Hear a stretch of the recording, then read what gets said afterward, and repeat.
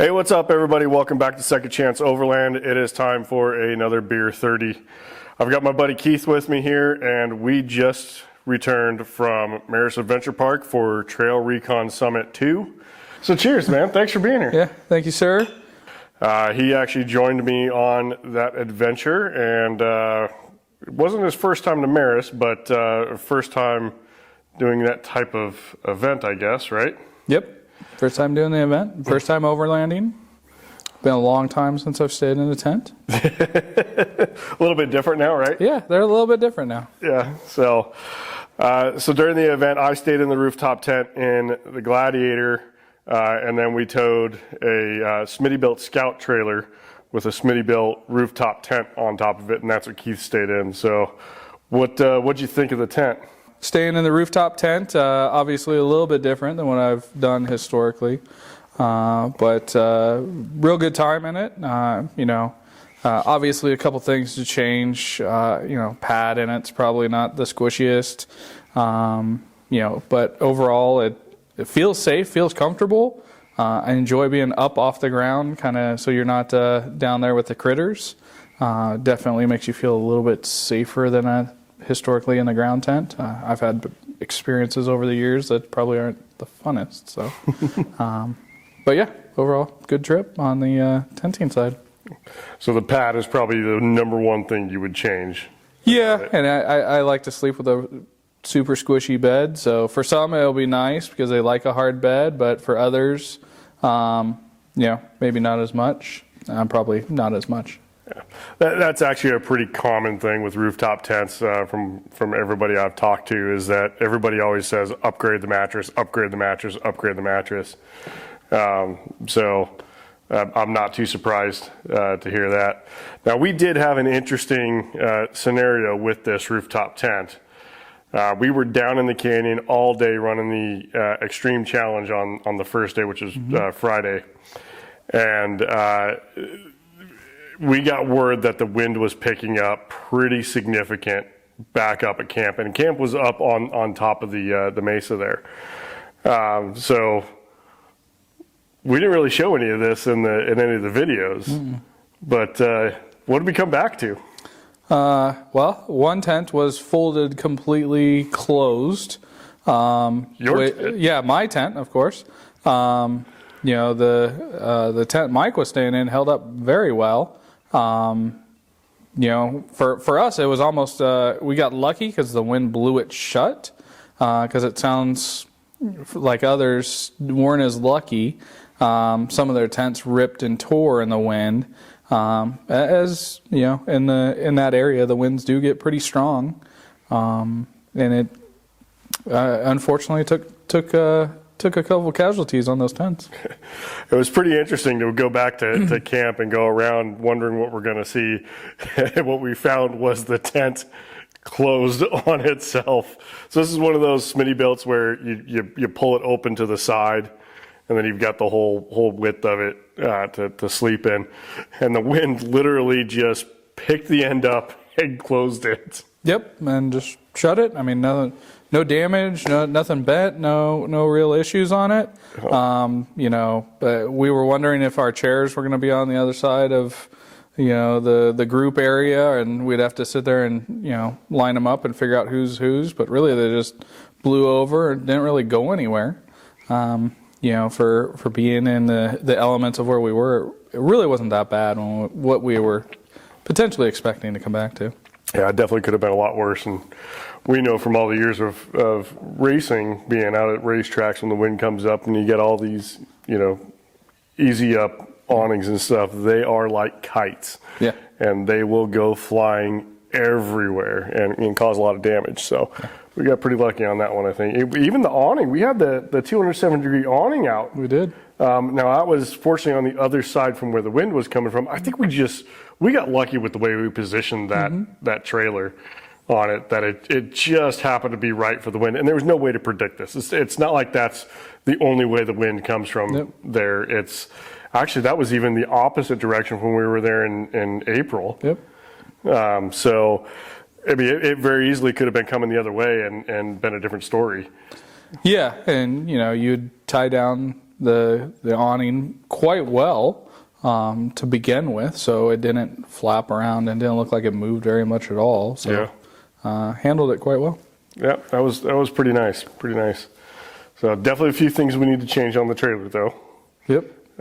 We did have an issue with where the awning sits in relation to the tent. You couldn't get the poles into the side of the tent for the rain fly on that side to open that up, so you had to keep that closed the whole time. And then really it's just organizational stuff, right? Like, Yeah. And power for the fridge. Yep. That was probably the biggest issue, I think, with that trailer, wasn't it? Yep.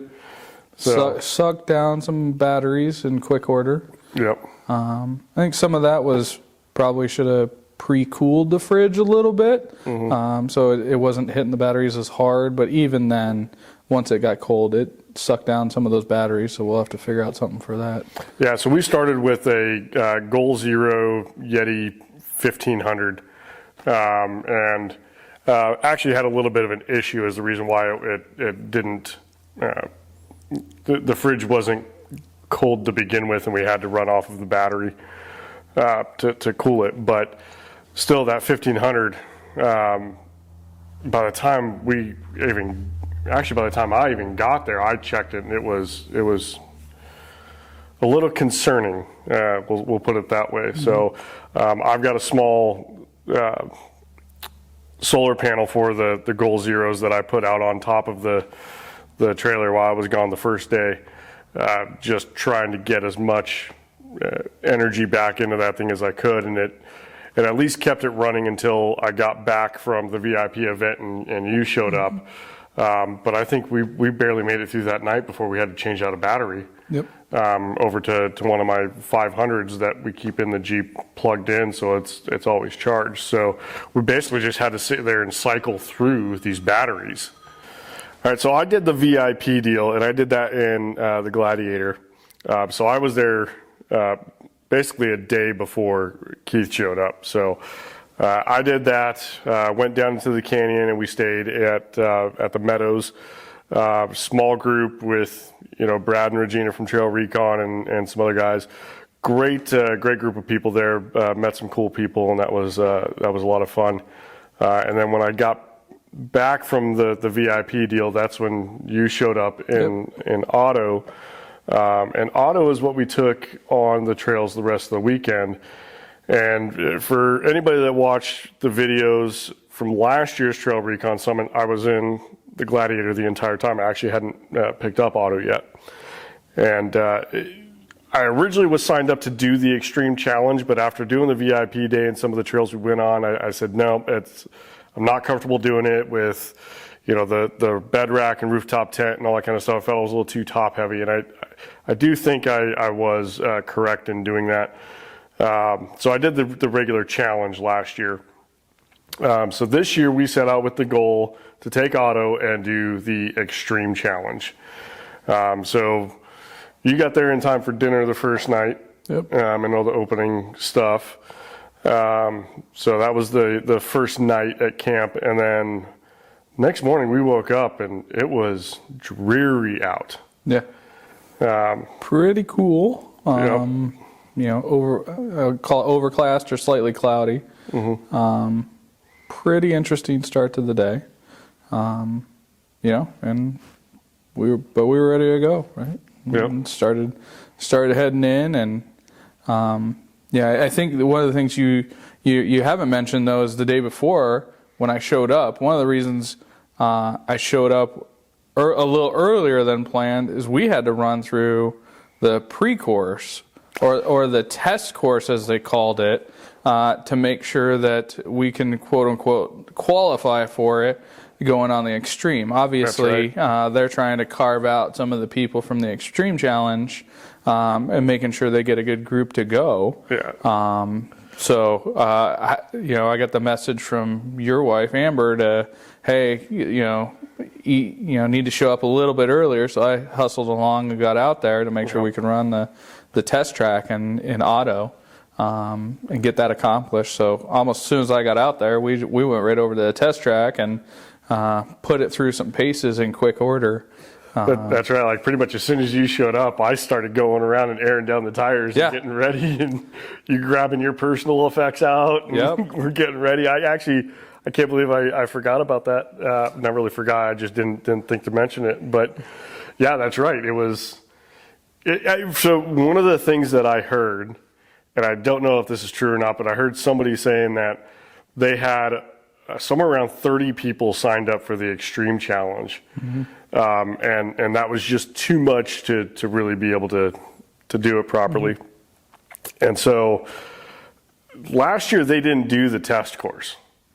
So that was a new thing this year. And I think part of that is because the test course is newer to them. Yeah. But I think a lot of this was just learning through experience from, last year and even events they've had since then. And making sure people are aware of what they're getting into and what they're doing. So yeah, we had to go do this test course, which is unexpected. So I'm down in the canyon the night before at the VIP thing and didn't have cell phone reception. So I was messaging with my wife through my Garmin InReach, and at the same time, Keith was heading over here to pick up Otto so that he had it ready to rock and roll. And so I'm like, hey, tell Keith he needs to get his butt here earlier. So the test course, that was actually pretty interesting, wasn't it? Yeah, and not even putting a set of eyes on it or even being familiar with it. Mike hopped in the driver's seat, I hopped in the passenger seat, and drove over there kind of expecting to kind of hop out and, put eyes on it, look around, kind of see what it was all about. And pretty much they just sent us right in. And there was a pretty decent group of 20, 30 vehicles making I'll call laps or going through the course, which honestly was pretty demanding of and realistic, I thought, of what we saw through the Extreme Challenge. At first I thought, oh, they're just trying to scare us off by running through this test track, but Now afterwards, the challenge or the test track was a good preview of what you're going to see in a very, very condensed manner.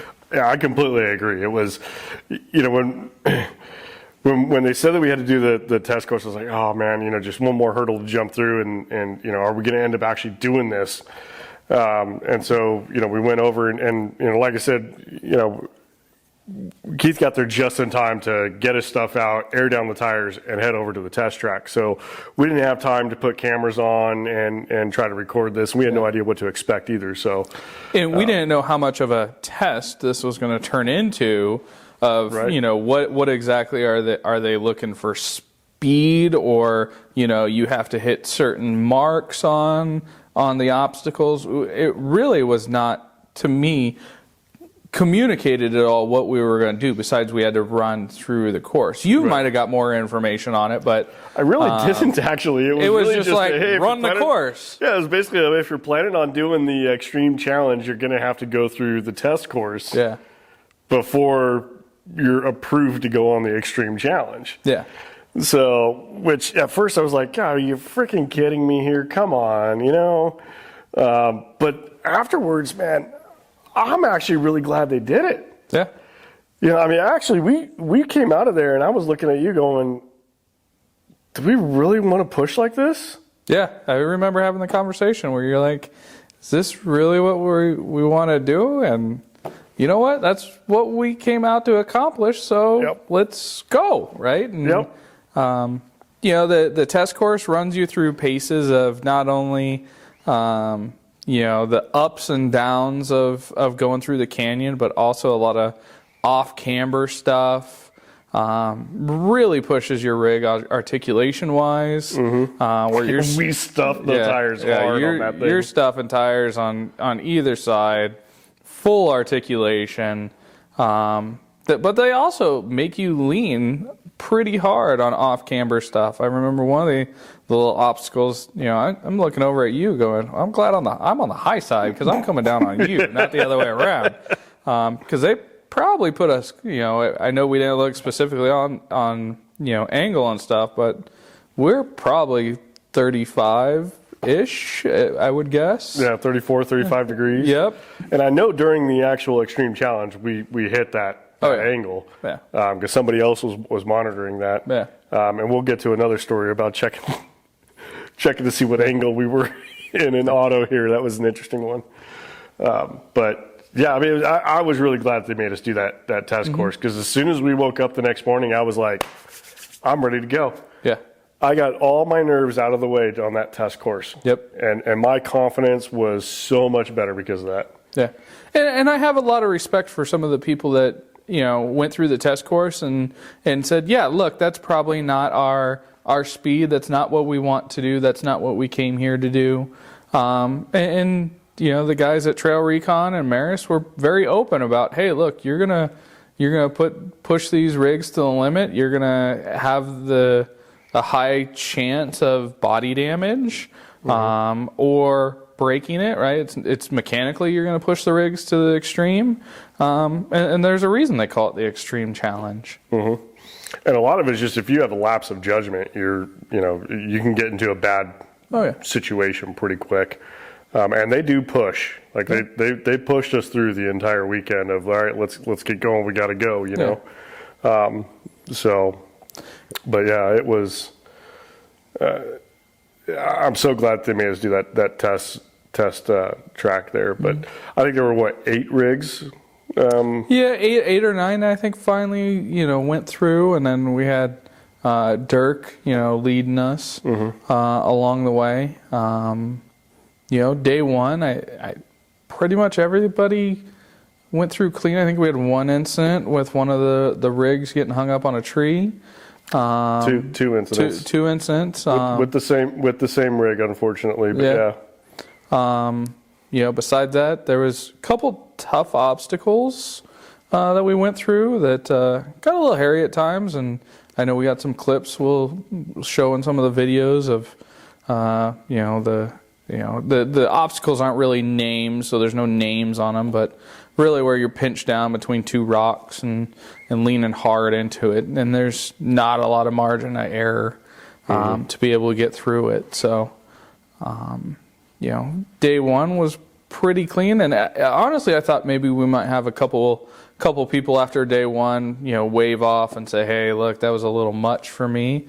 But it was a pretty good group that, they all showed up, and we rolled out day 2 and, went through, the rest of the course. And overall, I didn't feel like any of the obstacles were overly difficult. It's not an extremely difficult course. It's more the intensity is constant, and you're constantly moving. So going through and doing a lot of rock crawling, Ultra 4 racing, stuff like that. When you're out even pre-running, we don't even run courses that fast.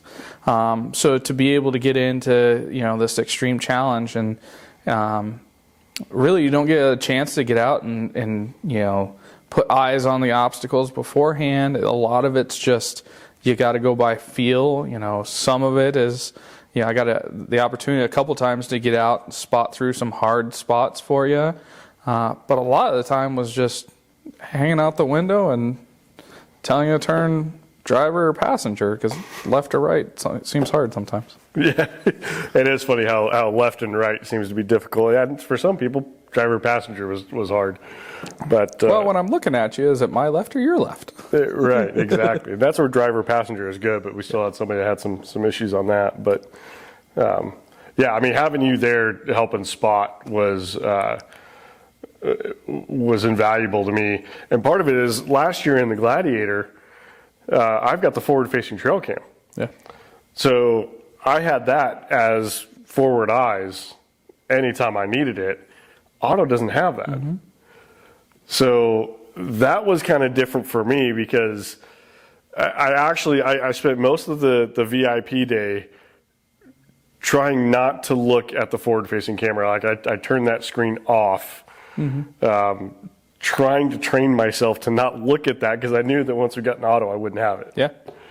And that was, it's funny how you get used to something new technology-wise, and then it's so hard to get back sometimes. Oh yeah, and a lot of the obstacles at Maris are blind, where you're going over, ridges or whatnot that you can't see, and you don't even know where the trail is. So sometimes they'd call out on the radio, hey, hard right, hard left after you get over the ridge. But honestly, a lot of times it was just, Mike out one side of the window, me out the other side going, yeah, I think we're on the trail. Yeah. Well, and I think that brings up a good point. Anytime you're out on a trail somewhere with somebody, the ability to not only understand but also trust the person sitting shotgun or outside spotting you is massive. Yeah. It was never a question for me. It was, I can just stick my head out the driver's side and watch the driver's front, and I knew that you're watching the passenger side, and all I had to say, we good? Yep. Or, passenger, driver, whatever. And I just knew that I could trust whatever that was, and that made it so much easier. Yeah. To just go through and not have to worry about what position we were in. Yeah. And a lot of it was when we were driving down day one, I remember having a brief conversation with you of, okay, what are your expectations out of me sitting in the passenger seat? Are you wanting me to call out obstacles? Are you wanting me to tell you left or right? I'm not trying to tell you how to drive. I'm trying to give you the information so you can make course corrections if necessary. And you said, hey, call out what you see, right? So you probably got a lot more information. Some of it probably you didn't even need, but then at the same time, it allowed you the opportunity to either reinforce the decision you were making on going, or I needed to give you that information to, hey, we need to get a little bit more to the right or left or whatever we needed to do in order to make sure we don't put the thing up on the side, which was honestly the highest risk that we were seeing. Yeah, definitely. So let's take a quick break, refresh our beers, and we'll be right back in a minute. All right, guys, welcome back to Beer30. Back here with Keith. Do me a favor, if you're liking the video, give it a thumbs up, and if you haven't already, hit that subscribe button. It'll really help me out. We're going to be doing a lot more of the adventures and Beer30s in the future, so hope you're enjoying it. All right, so now we've been to Maris before together, and this was definitely a different scenario, being that it was an organized event, the Trail Recon Summit. What were your thoughts on the event? The Maris Park itself is very well organized. I got great communication from the team beforehand. When I signed my waivers, I got an agenda back. Check-in was seamless. You did it for me. Big area for everybody to park and set up. Didn't seem cramped at all. There's a lot of area to work with. The facilities came a long way since we were out there in April. They did, didn't they? Yeah. Yeah, they had actual, legit bathrooms, not, porta potties or pit toilets, I think is what was out there before, whatever it was. They got showers, which, I think our wives probably would have enjoyed when we were out in April. But, yeah, they would have. Besides that, they seemed ready for the group, well organized, put together. Overall nice team, never really had any issues. A lot of it was seamless and behind the scenes, which made it feel nice, right? Overall it was organized on who's doing what challenge, and right away we saw, who was signing up for what, and organization, who's on what channels, who's on everything well put together and, obviously thought out in advance. It didn't seem unorganized. And even when events, or issues would come up, they would just handle it and take care of it. It didn't seem like it was a big inconvenience to them. That is one thing I've got to say about the entire crew at Maris, is they do a phenomenal job of taking care of stuff.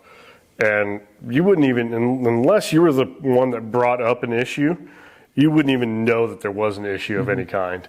Even from, checking in, when I walked in on, the day before you into the office, Molly in there, she does an awesome job. I walk in and Molly goes, "Hey, Mike, give me just a second. I'll have all your stuff." And I had my phone out with the QR code to scan, like they say to do, and all this stuff. Never even had to. It was just, "Yeah, no, we're good. I got your stuff. Here you go." And it was awesome. And then, for you, I knew you were coming in, so I went over to the desk that they had set up at that time and just said, "Yeah, my buddy's coming in. He's on his way right now. He'll be here any minute.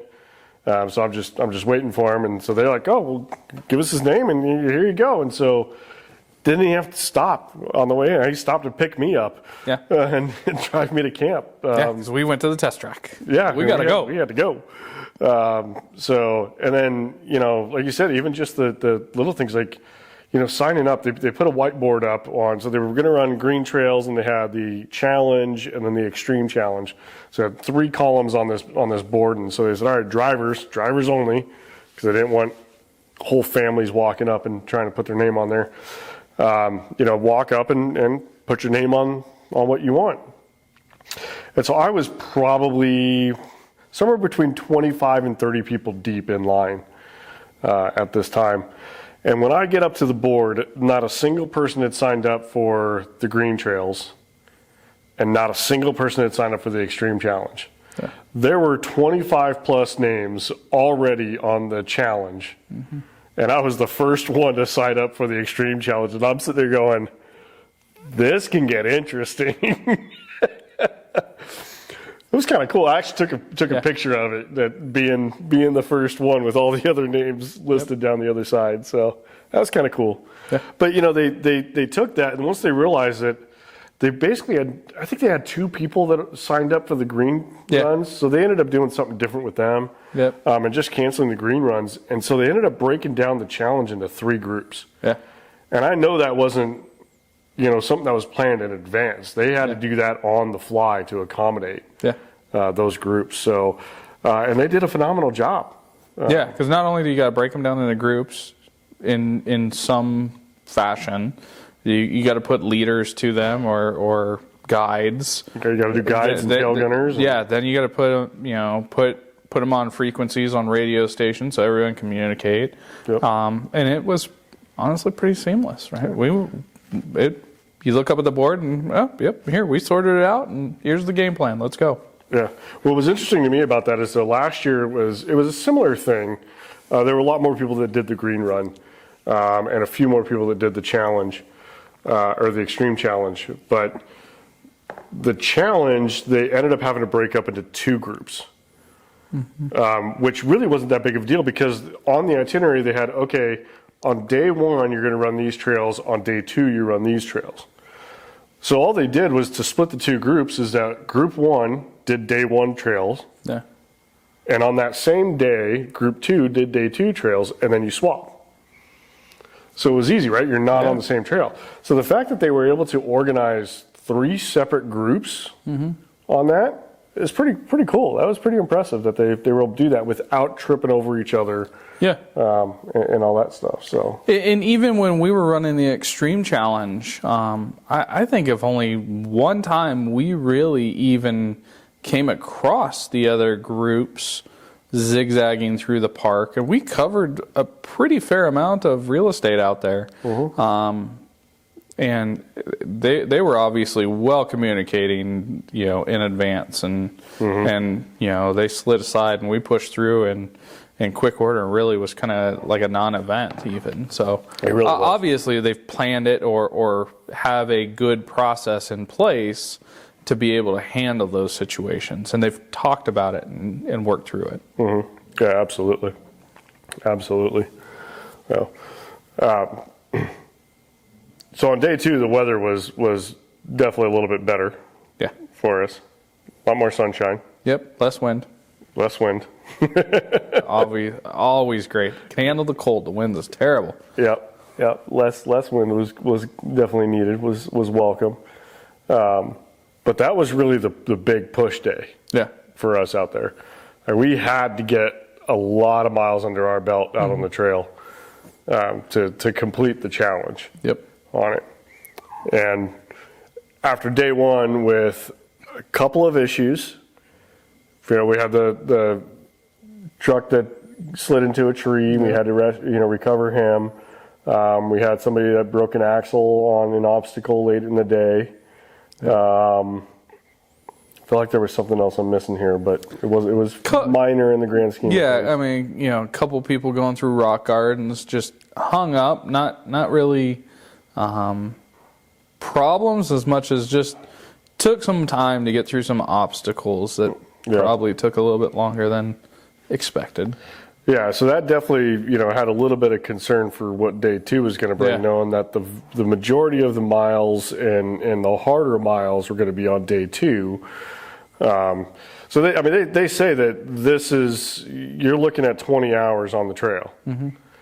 And we were, I think, 8 hours on day 1, 7.5, 8 hours. Probably, yeah. So you're all right. I mean, that was a full day with the 8 hours on that one, and we know that it's 20 hours. So we got another 12 hours to do. Yeah. That's going to be a long day. Yeah. It's going to be a real long day. So, we got on the trail a little bit earlier than we did on day 1, and obviously got back later. But that day actually I think went smoother, don't you think? Overall, yes. I mean, really as a group, we never had any major issues. There was no major breakdowns besides, the broken axle, which is, 20 feet from the finish line or wherever we were. We were ending the day, so it was really a non-event. Mm-hmm. We didn't even have any delays associated with it because we were already finished with the obstacles. In the end, we were pulling out of the canyon at that point. Day 2, I was surprised. I don't think we even winched day 2. I can't remember of any obstacles or anybody that. I think maybe a couple people behind us winched just because they high centered on a couple obstacles, but it really was not a huge impact on what I saw, at least.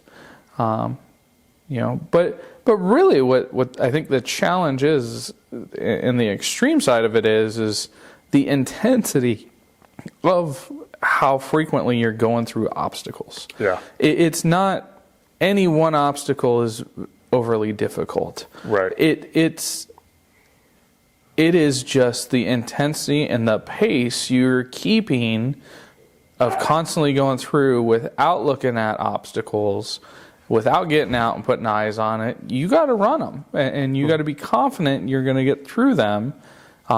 Pick your lines, pick your placements, but you got to do that from the driver's seat, not from walking around and putting eyes on it. Mm-hmm. And I think that's where the challenge comes into place over, other big off-roading areas, whether it be Moab or Johnson Valley, where you go out and put eyes on obstacles and pick your lines as you walk it and then wheel it. Mm-hmm. Yeah, that definitely was interesting. It was, there wasn't a lot of time to get out and spot. Yeah. We did have to do it a few times. Yeah. We did it for ourselves. We did it for the guys behind us, mm-hmm. For Jerry and his wife in the Gladiator. And a couple of the other people, we did a little bit here and there. But, for the most part, the focus for us was us and the guy behind us. Yeah. Once we get through that, we're clear. Now it's their responsibility to make sure the guy behind them gets through. And that worked well for our little pack there. Yeah, and that was the instruction that we were given. That was not necessarily the way, I'll say, I'm used to wheeling with a group or have done so even historically, because normally it's not as fast-paced. So normally you there's a group of individuals, normally it's your friends or whatever, out there spotting you through all the obstacles and trails, but it's at a lot slower pace, right? Mm-hmm. We probably do half the miles in a day that we did in the Extreme Challenge. Yeah, absolutely. So now we mentioned earlier that on the test course, we were at a lot of interesting angles that we understand are, 34-ish degrees. Yeah. And So in auto here, we have the previous owner replaced the factory stereo with one of those Stinger stereos. I didn't replace it. I haven't spent enough time really going through its capabilities. Yeah. And so we were up on a side of a hill at a pretty good angle. Yeah. And Dirk came on the radio and said, "Hey, what's your angle?" Yeah, and for the people that don't know, right, the Stinger screen removes some of the features of the normal Jeep dashboard on the Rubicon and transfers it over to, the navigation screen as it's commonly known, which is a lot bigger than the little screens that even are factory on both sides, which is good if we had it pulled up and looking at the right screen. Right. Yeah. So I get on the radio. I'm like, somebody replace this thing with the Stinger. I don't have that. Yeah. Right. Well, come to find out later, actually, it does have it. Yeah. So we hit the button going down an obstacle, and we're looking at it, and Keith's looking at it more than me because I'm watching the trail. But it was straight down, so I'm just trying to make sure I'm not sliding, all that kind of stuff. So I didn't need left or right eyes or anything like that. So you're watching the screen, and what happened on the screen? Yeah, we went 25, 30, 35, 36, 37, and 0.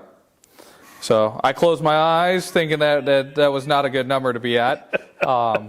Obviously, we didn't roll or flip or anything, but the screen going 0 was obviously a little entertaining. So yeah, so it was pretty interesting to watch. The numbers going and saying, all right, you're at I think it was like 34 degrees, 35 degrees, something like that you saw, and then it went to 0, and we're still pointing down. Yeah, we're still at least 35 degrees. Yeah.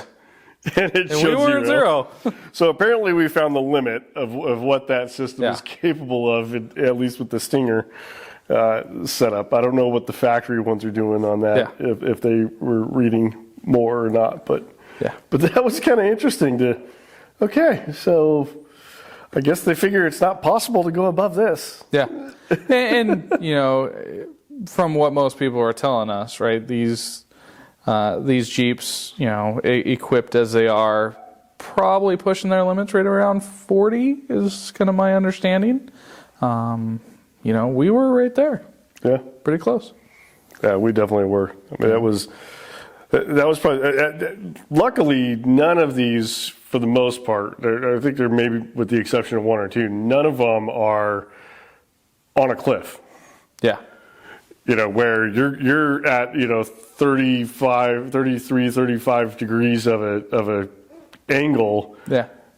Looking down the canyon of death below you. Yeah. So, that definitely helps. That makes it a little bit more palatable to accept. Yeah, in some cases you call them multiple scream rolls where you got to scream, then you got to stop and catch your breath and keep screaming because you're still rolling as you're flopping over and over. Those are never good situations to be in big Jeeps like these. Yeah, this would mostly just be a single scream, right? Yeah. One scream as you flop over and then you're done. Exactly, right? Yeah. So. I think Dirk was telling us even if very few even end up on the roof, it's mostly just laying them over on the side. Yep. Which still is not fun or cheap, but right. Luckily we didn't have any of that. That's right. There was one that I thought we were close. Oh, there was a couple that I thought we were close. One in particular, I think it was actually the same one that Joe dinged his windshield frame on. Yeah. You were outside the Jeep and I was in, and there's like this groove on this off camber thing, and the berm comes up, and it wouldn't take much to be on your side there, but you're still plenty safe. Yeah, and I thought I was there. I was ready for that mirror to start folding in on itself. Yeah. There's a couple of places you're right up against canyon walls where if your tires start slipping, you're gonna be right into the body, right? And I think even one time we got one of the guys in the in the group got really close to the glass on one of the passenger sides, and That's right. within a couple inches of getting into it, which would have been a long day without a windshield, or a side window, I should say. Yeah. Yeah, definitely. But yeah, we ended up, we were able to get him to stop before it went any further, and then got a bunch of guys pushing on the roof to keep it away, and he made it through just fine. But yeah, that was pretty dang close. Oh yeah. So it is possible to get damage on the extreme challenge. It's not an unheard of thing. I think we got pretty lucky. The damage we had, we as a group, I should say, had this year was pretty minor. We had the taco that had some bed damage from sliding into the tree, but that was really just a self-inflicted wound there, which can happen to all of us. So, but it wasn't really that bad. And, almost had the window. A lot of us have some rash on the wheels, especially the rears. But you got to expect that if you're doing this kind of stuff. Yeah. So. Yeah. Slid across quite a few obstacles on the underside, right? So the Jeeps are well built with skid plates underneath, and slid through some obstacles. For some it's hard because you're banging rocks with metal, and it sounds loud, especially in the cab. But that's one thing with the factory skid plates. You drag those across the rock, and it sounds like. Yeah. It sounds like somebody's taking a can opener to the underside of your Jeep, and it is one of the most grating sounds in the world. It's right up there with nails on a chalkboard. Exactly. Right? And you're just like, I don't know if that's a skid plate or dollars sliding down the side panels. That's right. Yeah. I think there were only a couple of times that we got out and looked just to make sure. Yeah. But yeah, we definitely did some sliding on some skids. Yeah. And stock skid plates on auto, and stock rock sliders, they held up fairly well for what we got into them a couple times. Fairly good. They did their job, surprisingly. Yeah. Well done, Jeep. Yeah, definitely. There's a couple other things we'll need to talk about, but those are okay.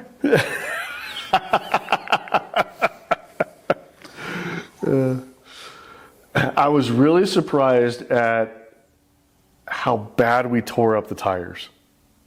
Yeah. We took some pretty good chunks out of those tires.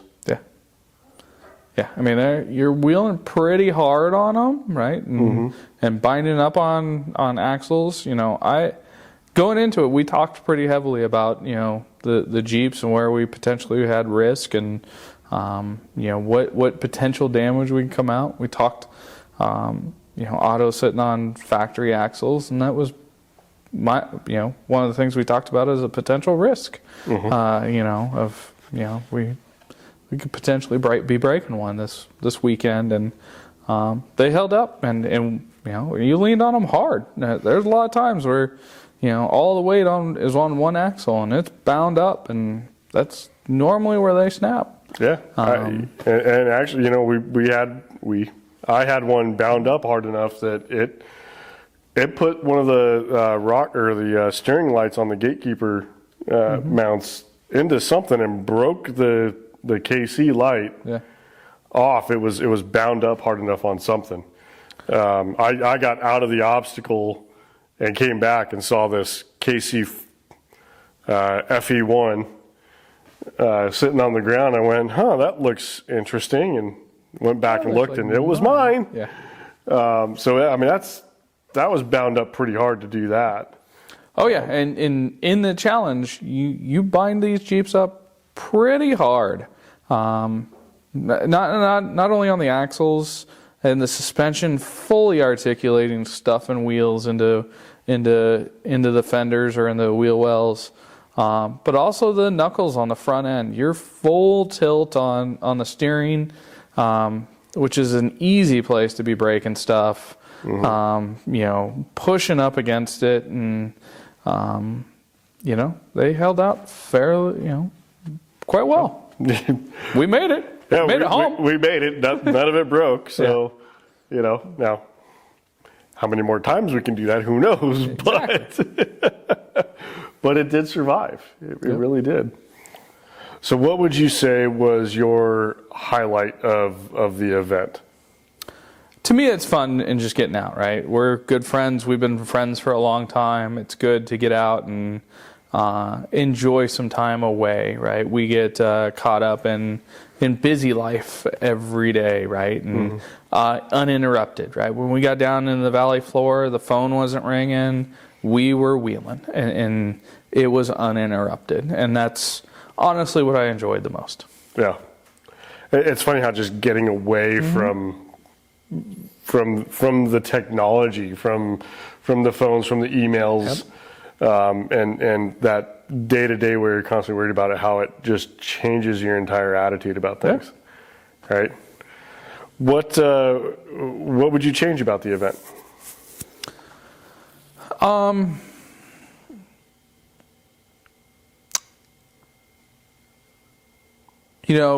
We've talked at the potluck night, right?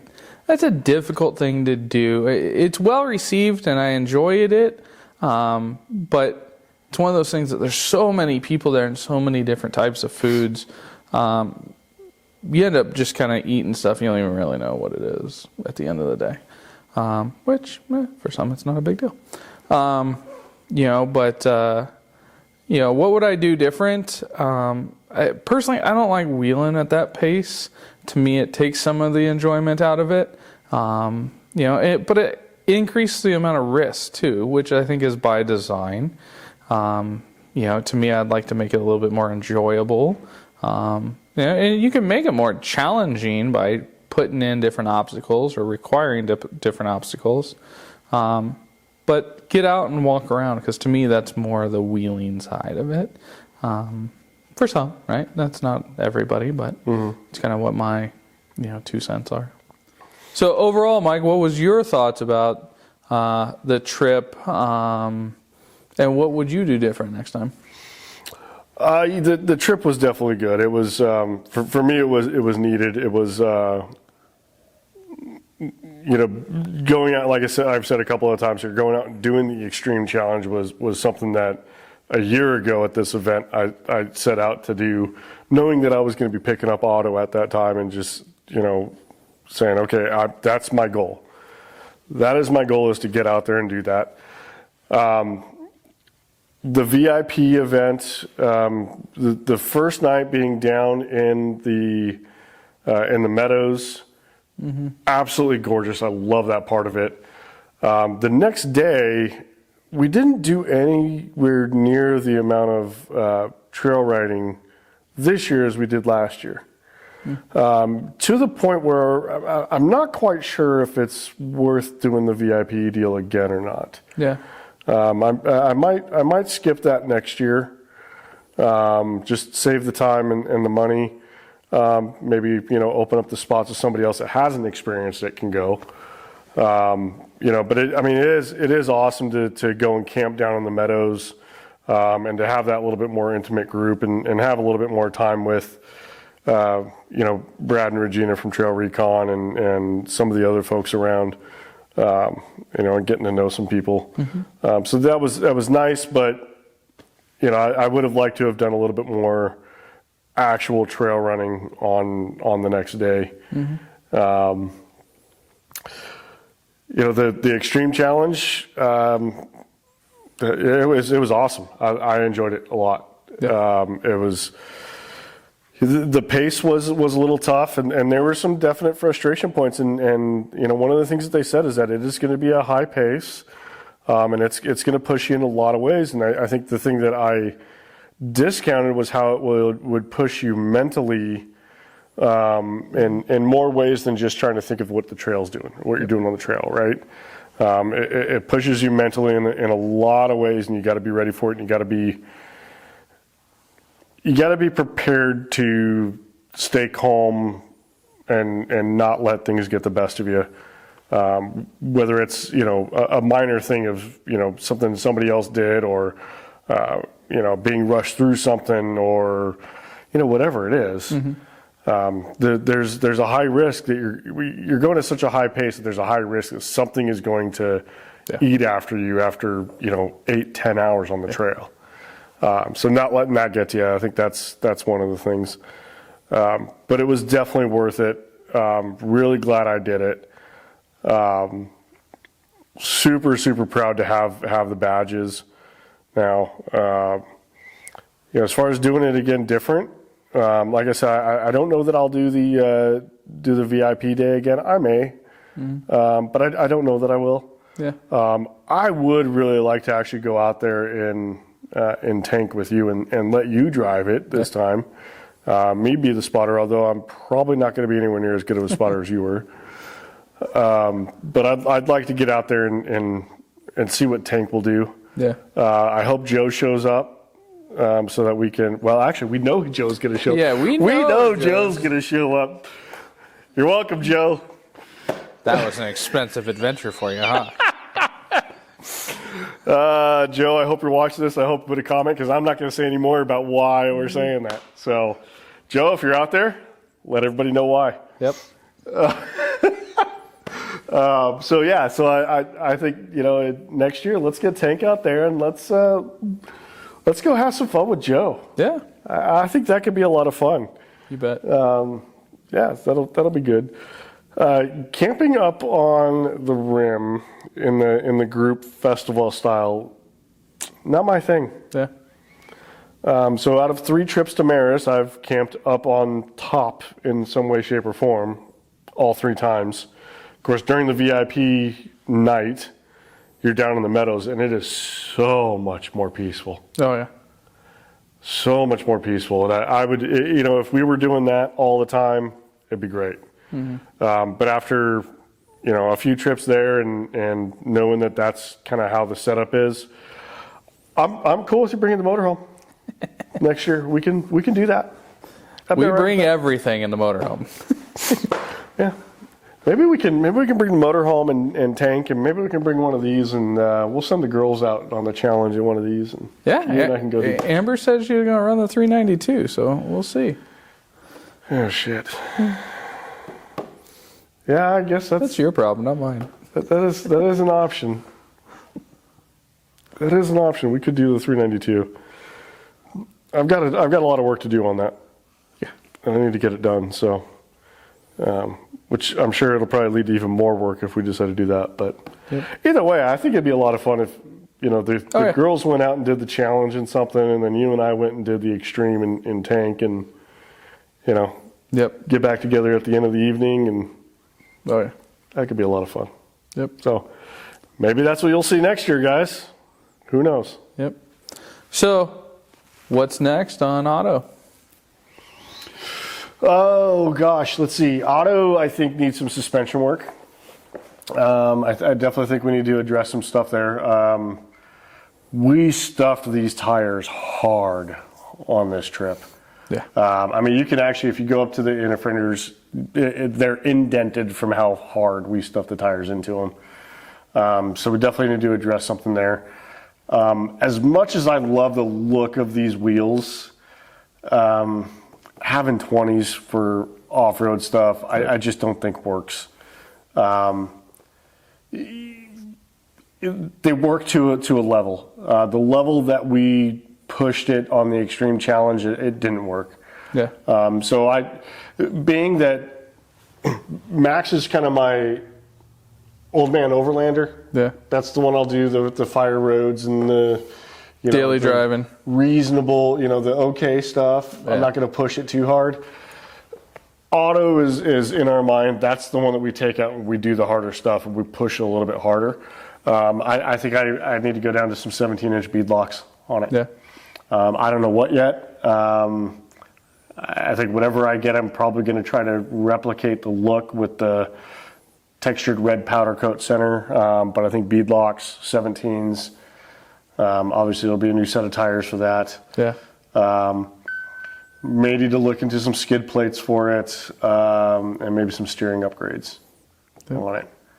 But I think suspension would be the first thing. Yep. And then go from there. Axles are, the choice is you fix them before they break, or you break them, then you fix them.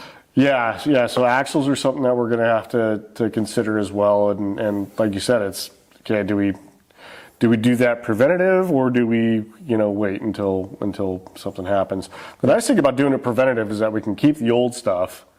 Yeah. And if we are out on a trail and break, well, we got a spare. Yeah, you run spares. Right. So, yeah. I don't know. I mean, it's going to be a lot of money. Yeah. It's going to be a lot of money. So if anybody out there has axles or wheels or tires or suspension components and wants to throw some my way, let me know. I'll be happy to try it out for you. We'll get them put on. So, would you do it again? Absolutely. We've talked about doing it next year in my Jeep. We'll see if that comes together. And a little bit differently equipped Jeep than Otto sitting behind me.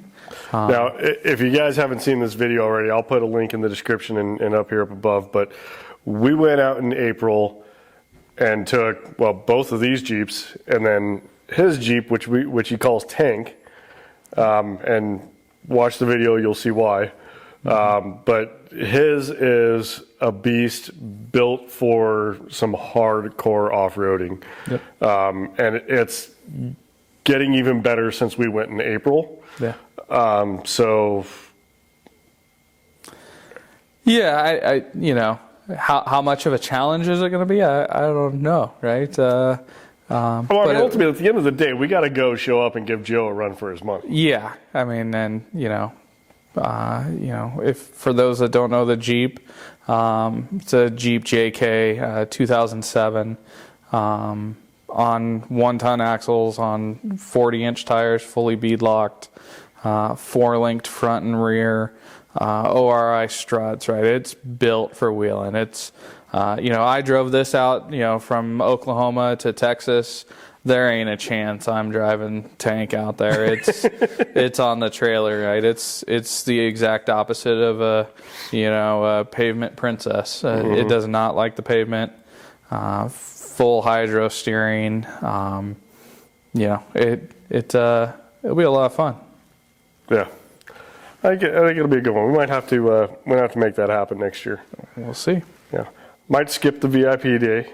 Yeah, and probably skip the potluck.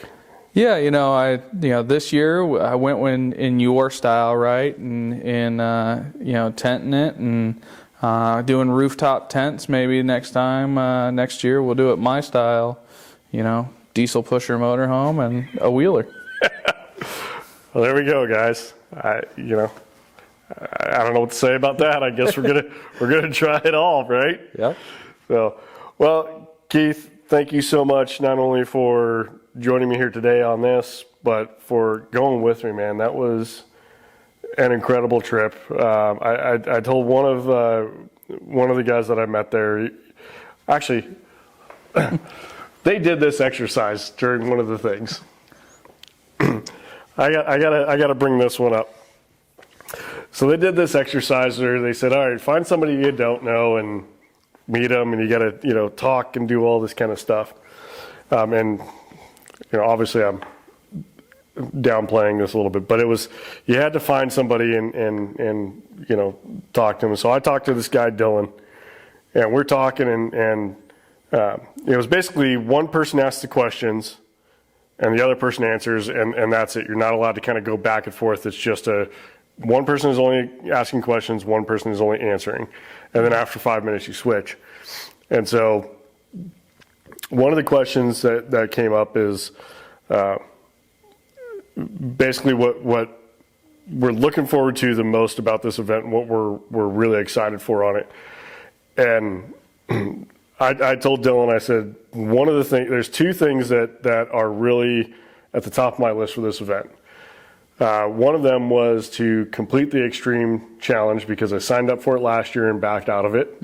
So that was the goal I set last year, was to complete the extreme challenge, which now we've done.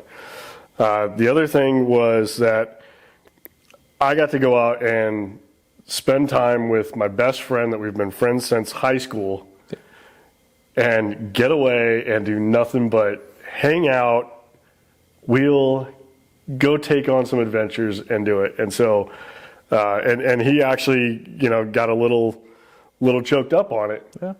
He really kind of responded to that, and that was pretty cool that, he was, that was really good. And it's, he's, I consider him a friend now. Yeah. He's a super cool dude, and we've been messaging back and forth on Facebook here a little bit, and hope to see him. Dylan, if you're watching, I hope to see you out there next year. We're going to bring some more toys. We're going to hang out again. But yeah, that was definitely a big part for me, was not only going out and doing the extreme challenge that I set out to do, but to be able to share that with you and spend that time with you was pretty special to me. So. Yep. What's next for you?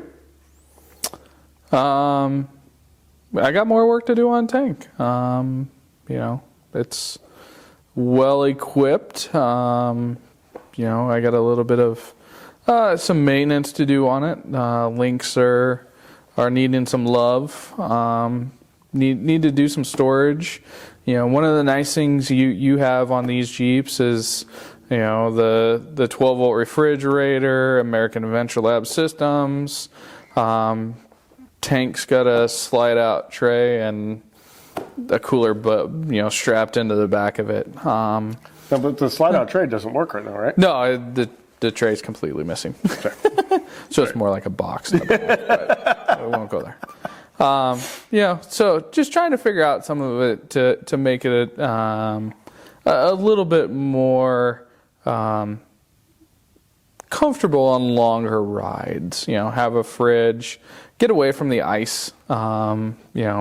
Being in the desert or on these trails, the ice is always a problem. So it's super nice having these 12-volt refrigerators that we're running on a lot of them, either running off of battery packs or wiring all the way into the battery on the rig itself is nice, and just overall storage of where to put stuff is probably next for it. Then really it's getting it out there and pushing it and finding where its weak links are. Is it axle shafts? Is it steering? Is it? I don't know. But I think it's time to have some fun and, go figure it out. Yeah, but you do have a trip plan coming up that you're dragging us on. Besides the wheelers, we also play with the side-by-sides. So quite a few years ago, me and the wife got into the side-by-sides, and next trip we're, drug Mike to get a side-by-side so him and his wife can come along, and we're going to go check out southeast Oklahoma and just outside Arkansas, and some people call it hillbilly country, and run Poteau Mountain, as it's referred to. And I think we got a group of, 10 or 15 of us going down there. Do a couple days of, run in the razors through some trails, and we'll see what that brings. I've never had the opportunity to get down there. So it's going to be new not only to Mike with, first run in the razor, but for me running down there into some unknown territory. So as normal, they'll probably put me up in the front on the navigation side, like I got a clue of where I'm going. But, you're a pretty good navigator, though. Yeah. I mean, put me in a dark room and spin me around, I'll probably figure out where the door is pretty quick. So, I've got a pretty good reputation of navigating and figuring out where we're going. So, and the razor's well equipped for that too. So, ride command system to keep track of everybody that's behind me and make sure they don't get lost, and run the Lowrance navigation system to keep me pointing in the right direction. So, it'll be good. It'll be an interesting trip. We got a couple days down there. It'll be good. I'm looking forward to it. So So stay tuned for that video. It'll be coming out probably shortly after this one. So Very good. so thank you again for sitting down and having a beer with me. Thank you. Thank you for going on the challenge and helping me finish it. So You bet. all right, guys, that's going to do it for this video. Thank you so much for watching. If you like the video, give it a thumbs up. And if you haven't already, hit that subscribe button. And we'll see you next time on Second Chance Overland.